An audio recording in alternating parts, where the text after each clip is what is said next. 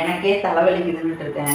நீங்க என்னமோ ரொம்ப நேரமா ஒரு சீட்டை வச்சு பார்த்துக்கிட்டு சோகமா உட்காந்துருக்கிறீங்க. நம்ம தலைவலியை பற்றி பாரு. ஆனா நாட்டு மக்களோட தலைவலி எவ்வளவு தெரியுமா? என்னது? உச்ச நீதிமன்ற நீதிபதிய செருப்பு வீசுறது. அது யாரா வீசினான்னு பார்த்தா ஒரு தலித் வழக்கறிஞர். அப்ப ஒரு தலித் தலைமை நீதிபதியா வர்றது பெரிய விஷயம் இந்த நாட்டுல. அப்படி வந்தவங்கள அவங்கள வச்சே அடிக்க வச்சிருக்காங்க. கொஞ்ச நாள்ல பாத்தீங்கன்னா குஜராத்ல ஒரு நீதிபதிய இந்த மாதிரி, ஹரியானாவில ஒரு IPS அதிகாரி இந்த சாதி பாகுபாட்டால தற்கொலை பண்ணிட்டார். தற்கொலை இதுன்னு சொல்லி பார்த்தா நம்ம வரலாறு பாத்தீங்கன்னா கேள்விப்பட்டிருப்பீங்க. என்னது ரோஹித் விமுலா ஹைதராபாத் பல்கலைக்கழகத்துல என்னையா நாட்டுல 2005 விஷ்ணு பிரியா ஒரு சாதிய நெருக்குதெல்லாம். என்னடா இது எல்லாம் பாத்தீங்கன்னா எல்லாம் தலித்துகளா இருந்தது.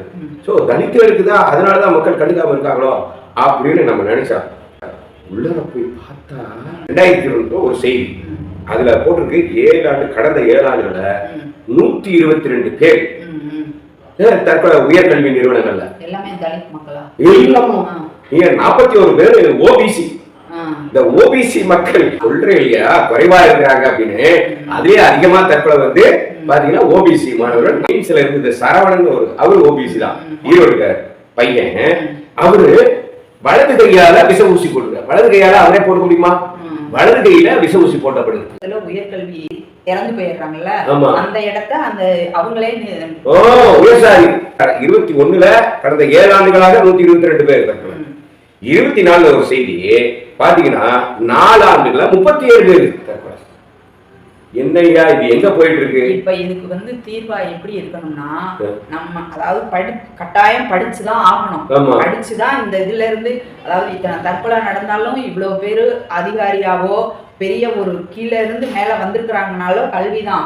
அப்போ நம்ம சமூகம் படிக்கும் போதே வீட்டிலையும் சரி கல்வி நிறுவனங்களையும் சரி இந்த மாதிரியான தாக்குதலை எதிர்கொள்றதுக்கு ஒரு சரியான மனப்பக்குவத்தோட பிள்ளைங்களை வளர்க்கணியா. இன்னைக்கு மட்டும் இல்லையா, அளவுக்கு நம்ம தைரியத்தோட இருக்கணும்ப்பா. ஆனா மத்தவங்களையும் படிக்க விடுங்கப்பா. நாங்களும் படிக்கிறோம், நாங்களும் வாழணும், நீங்க வாழுங்க, வேண்டாம்னு சொல்லல. உயர்சாதி மக்கள் நிறைய பேர் நமக்கு உதவி பண்ணிருக்கிறாங்க. அதெல்லாம் அது மறந்துடக்கூடாது.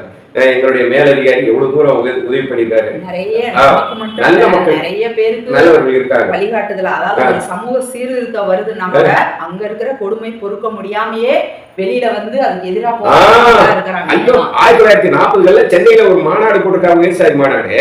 ஐயா நம்ம மக்களை ரொம்ப கொடுமைப்படுத்திட்டாங்க, இவ்வளவு எல்லாம் வேண்டாம், நம்ம குறைச்சுக்குவோம் அப்படின்னு மாநாடு போட்டுக்கிறாங்க. உழைக்கும் உறவுகள் தான் புரிஞ்சுக்கிறோம். நன்றி, வணக்கம்.